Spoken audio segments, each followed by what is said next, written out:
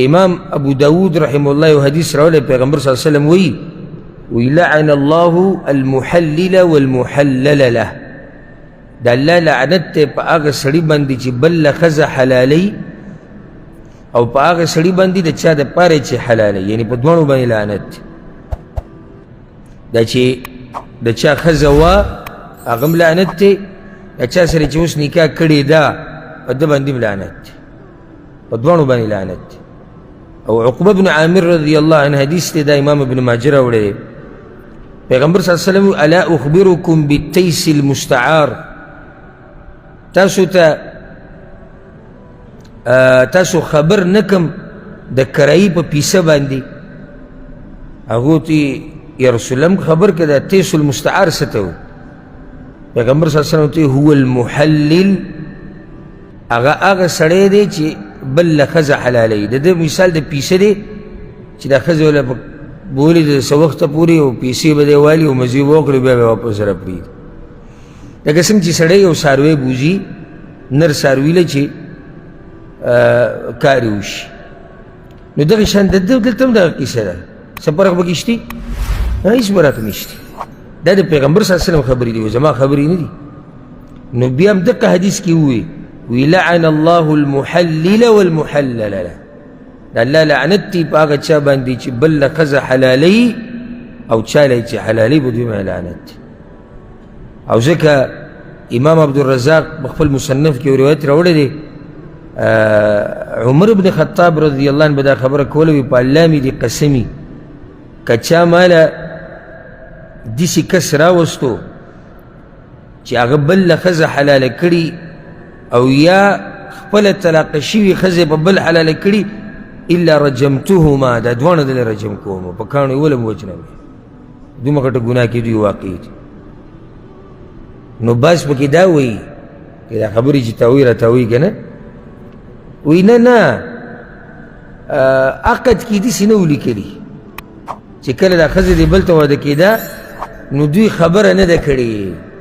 خبر دا دی ندا کری چی دا بزما دا پار بیا را پرید وی دا ندا کری نو ولی تسوی چی اللہ با دوکا کسی زڑکی دی نو او زڑکی وقوی پا جبنو دیزی نی چی سڑے خز روانک او دا ولیعزو باللہ بغیرتوب دیتا ہوئی او بیا بعضو یارانو پورا سینٹری کولو کری دا حلالی سینٹر ما دیو مولی سے بیان اوریدو وی او دا خبر صحیح دا چی پا دی سڑی بانی لعنت تا چا دیتا پوسو کو چی دیس حدیشتی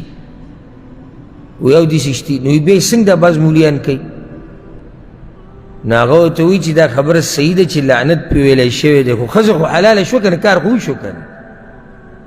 او مقصد کار کویل دی نگی دا خز راوسی دا پارا چلا زور خاون تا دا پارا جائز شی حلال شو حلال خو شو کن لعنت خو پیوشو خو صحیح دا لعنت پیوشو ایتا سی پارا موی صحیح دا لعنت پیوشو داغ خلق دی چی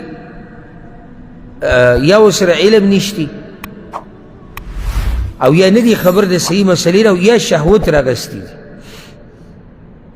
نو دا خزا براوی لیو خواه گور اگه عدتم نده تیر کرده دیتا بگی گوره عدت بکیم نیشتی او سڑی تا پره خودت بدری ورزو لو بیا بیتی دی بوزی دا دا کمزی اسلام دی دا دا کمزی دین دی دا دا کمزی طریقه دا او زکا ما ته یو علیم خبره کوله لوی علیم په پاکستان کې هغه ما ته یو کس خبره کوله چې هغه په دې کارونو کې اخته و دین په جامه کې نو د مولیانو په جامه کې به باز دا کار کوي حلالي کوي نو هغه شیخ ما ته دا وی چې یو مولوي صاحب